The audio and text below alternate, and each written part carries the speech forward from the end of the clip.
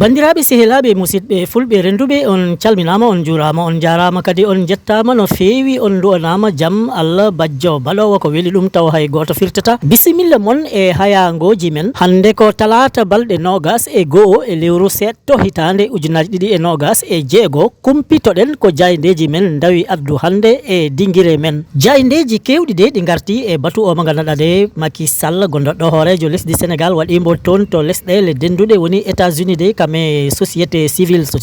noon woni goomu mo gandanɗa de ko tigui tigui jambureɓe ɓe gandanɗa heɓe ƴeewa ko kewi ko e nder aduna he e ngal ɗon pottital de Macky Sall yekkiti ɗon konngol de wi e nder jayde las ils ont voulu utiliser la violence pour arriver au pouvoir hina wayno tigui tigui de kam on Macky Sall de jorɓimo hondu ɓe hennoɓe e lande opposition e ɗin ɗon jamanuji woni hitande ujunaji ɗiɗi e nogas e goho 2021 ha hitande ujunaji ɗiɗi e nogas e nayyi woni 2024 hina wayno de e nder jayde las de kam Macky Sall wi ko ɓe gandanɗa kamen gondo e opposition e on ɗon jamano de ko e bone e basal ɓe jiɗno heɓru laamu ngu ɗum noon wayno ko jaɓano ɗum hande jaɓano ɗum janggo ha tagui tigui kam daranino ko yo laamu ngu heddo e sinon yo lesdi ndi deƴƴa e wiide jayde las noon tigui jayde la tribune nunɗiniri ɗum saabu windi ko e ɗerewol mum adanol accusation portée contre lui concernant les événements entre 2021 et 2024 Macky répond à Pastef ina wayno de ɓen ɗon jinlaɓe e lande Pastef jorɓiɓe hondu Macky Sall ɓe mbi kala ko yakkiɗo e ɗen ɗon kitale hakkude ujunaji ɗiɗi e nogas e goho woni 2021 ha 2024 woni hitande ujunaji ɗiɗi e nogas e nayyi de Macky Sall kam jaabima e ɓe hetɓe e lande Pastef noon tigui jayna de ɓesdiri hen il faut abroger la loi d'amnistie hina wayno tigui tigui jayna de wi ko kam Macky Sall de wi ko on ɗon sariya mo ganduɗa kambo accanno ɓe ganduɗa kamen jorɓa hen hondude Macky Sall wi yo on ɗon loi artire tawi heɓe jiiɗi ko laaɓi e ko kewno ko e ɗin ɗon jamanuji jayde ɓesdi hen ha joni e konngol Macky Sall on ne peut pas accuser le président de la République qui est au sommet de la pyramide et dire qu'il est responsable des meurtres hina wayno tigui tigui de jayne de ɓesdi hen ko Macky Sall wi de hay goto wawa jorɓo hondu gonɗo e hoore lesdi wiya ko kam tigui yamiri yo yimɓeɓe mbare ɗum noon jayde la tribune wi ɗum rondaki mana isi noon ɗum wona gonga e ɗerewol mum adunol ha joni e on ɗon alhaali de jayde yor kam no goɗɗum yiiri ɗum saabu windi ko le grand reniement Macky Sall piétine nos martyrs et rallie la cause LGBT pour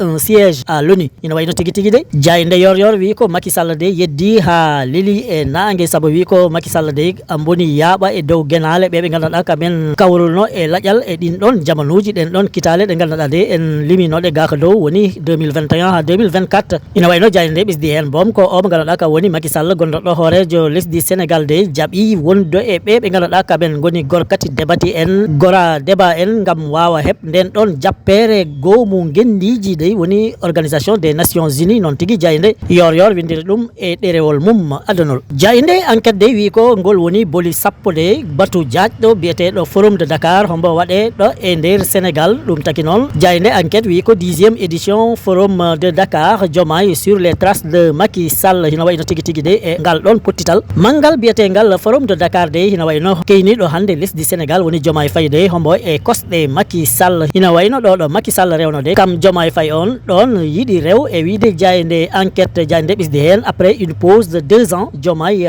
ressuscite le forum dont la dernière édition a été tenue en 2023 sous Macky Sall hina wayno tigui tigui de jooɗa duuɓi ɗiɗi ngal ɗon pottital waɗani e nder Dakaru de jayde de wi ko Diomaye de wurtini on ɗon batude bayruɗo wat e hitande ujunaji ɗiɗi e nogas e tati ɗum noon tawa Macky Sall wonɗoɗo hoorejo lesdi Sénégal jayde de ɓesdi hen démocratie souveraineté intégration africaine les maîtres mots du forum de Dakar hina wayno de kam Bassirou Diomaye Diakhar Faye de e ngal ɗon pottital de wi ko yo démocratie arto e nder Afrique woni noon acce yimɓeɓe heɓe cuɓano ko e mumen belɗo ɗumen gam wawa ɗumen heyno e si noon souveraineté woni ko jiide hoorema e dañal e bawal e ko wayi noon de e si noon non intégration africaine yo lesɗele ɗe gon goote heɗe jahadira heɗe gartatira ɗum noon woni kongi ɗi ɗi ganduɗa Bassirou Diomaye Diakhar Faye yekketiɗi e on ɗon forum e wiide jayde l'enquête jayde le parlement de artiko ko yowi ko e alhaali Azer hina wayno tigi tigi de omo ganduɗa hande kam heyni gonɗon wuuro biyetengo Azer de Jean Michel Sène kam dey kalmoyinoma o keyninoɗo e jamanuji gonɗon wuuro wiyetengo Azer hina wayno de kalmoyi ɗum fa hantini ɓe ganduɗa kamen jilla e lande o biyeteɗo République des valeurs kamen ne ɓe jalti gam yeddude e si noon jorɓade hondu omo ganduɗa kam woni hande keyniɗo Azer woni Jean Michel Sène non tigui jayno de windel ɗum après la plainte de Jean Michel Sène contre l'ancien DG de l'Azer, la sortie au vitriol de la RV, la République des valeurs.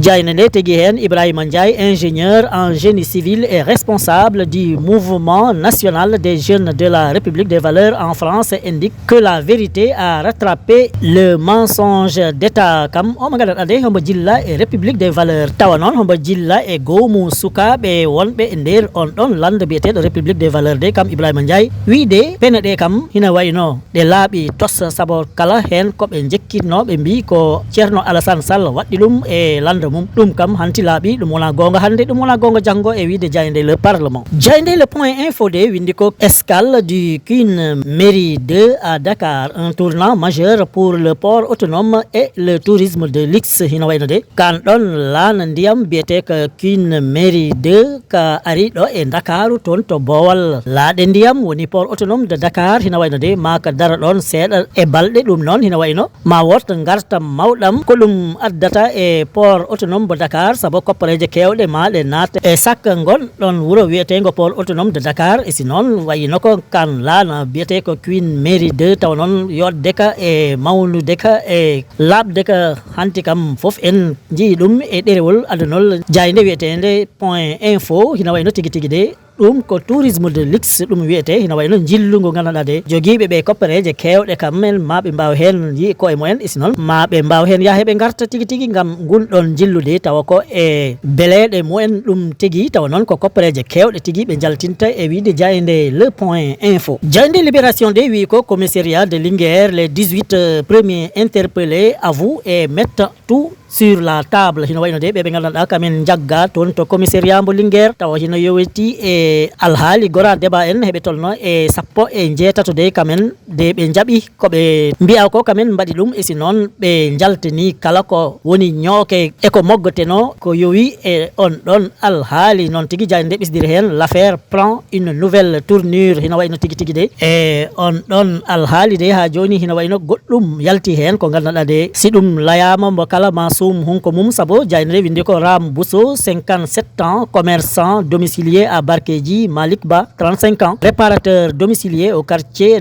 Diallou Ray Ahmadou Lamine Dia agent de la CSE et Kabou Gueye 43 ans agent de la sécurité cueilli hier hino wayno ɓe ganduɗa de kam men goni Ram Bousso tawa duuɓi mum hiɗi tolno e capanɗe joyi e jeeɗiɗi tawa noon Malik Ba duuɓi mum hiɗi tolno e capantati e joyi e omo ganduɗa kam woni Ahmadou Lamine Dia duuɓi mum hiɗi tolno e capanɗe nayyi e jeenayyi e Kabou Gueye omo ganduɗa duuɓi mum hiɗi tolno e capanɗe nayyi e tati kamen foof de ɓe jaggama hanki e wiide jayde la libération hino wayno noon omo ganduɗa ka woni aale dafede kam ko inɗe kewɗe werri wi ɓen foof heɓe jilla e on ɗon alhaali biyeteɗo gorkati debati walla gora débat e wiide jayde la libération gasnirten ko coftal ɓalli sabo jayde point actu sport windi ko Prime League West Ham tient le nul sur la pelouse de Crystal Palace hino wayno tigui tigui de e fukko kosguel biyeteɗo Premier League de hino wayno kippu West Ham de kambo e kippu Crystal Palace hay goto folani oya ɗum noon wayno ko kamen foof poti hay goto hawani oya e wiide jayde point actu sport bandiraɓe sehilaɓe ɗum wonɗo seeɗa e komin gaddanno on e ko jaydeji ɗi dawi ɗi bindi hande tottodiren aadi ha sanga goɗɗo so weeli Allah joom baɗe e bawɗe o